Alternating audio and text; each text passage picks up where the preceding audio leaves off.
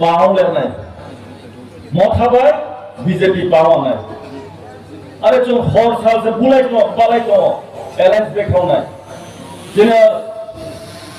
professor doctor মানিক Shah honourable Saha CM Saha তোমরা পাওয়া যদি পাওয়া নাই হিকে নাম সুইটা সিট লাদে বাদ বাকি 28 সিট তিনশো নাম সুইটা বাদ বাকি পাঁচই যিনি বিজেপি স্ট্যান্ড ক্লিয়ার মথানি সাহা নামরা जो আস্ততারি নাই বাদ বাকি মথা লড়াই খেলায় আর সরকার চঞ্চালও জনসুইদালা নাই ব্রাঙ্কে তো বাপ লাফে নাই যিনি মুখ্যমন্ত্রী সাহা চোখ মানে চোখ আলাদাভাবে লড়াই খেলায় এই লড়াইও তিনি যারা জনজাতি তো নাই চংসিও যে বিজেপিও জনজাতি কোনো বেশি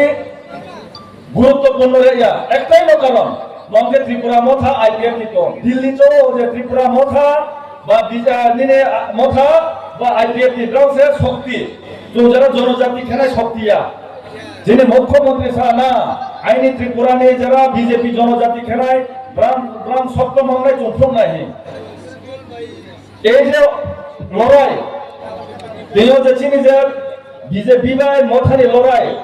এই পার ওই পার তো আলাদা একদম এলাইন্স করে মানে চুনজেলা লড়াই ক্ষম যিনি মুখ্যমন্ত্রী সাহা চং লড়াই খেপু নাই যিনি জনজাতি ইন্টারেস্ট রাও চং বন প্রমাণ খেপু নাই আবান্ন চিং যারা ফাইনারাও 2026 নি এডিসি ইলেকশন যে খেপু যারা চং জনজাতি বিজেপি খেলায় টিটি এডিসি দখল মা খেলায় যতদিন দখল খেয়া যতদিন দখল খেবেয়া কোন দিল্লি দাম লিয়া নাই আবহাওয়া যিনি মুখ্যমন্ত্রী ক্লিয়ার কে সাথে চং আইনে ত্রিপুরা নিয়ে যারা বিজেপি খেলায় জনজাতি এবং শক্ত তো প্রমাণ মাফু নাই দিও চং বিজে মথারত মাগিনি চং বুদ্ধি নাই 5 বছর চন্দ্রনা সময় সুযোগ রেহা 5 বছরত নাম নাই যে মা খেলা 5 বছরে ত্রিপুরা মথা কি করেছে আমরা কৌশল না একটা ইট দিল আমি জানি না অন্য বিধানসভা বা অন্য ডিস্ট্রিক্টে কি দিছে না দিছে আমার এই শান্তিবাজার বা এই সাউথ জোনালে একটা ইট করে নেই কোনো ওখানে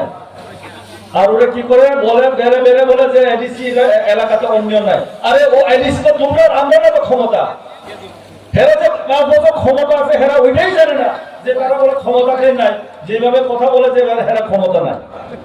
আর 5 বছরের মানুষের ক্ষমতা নেই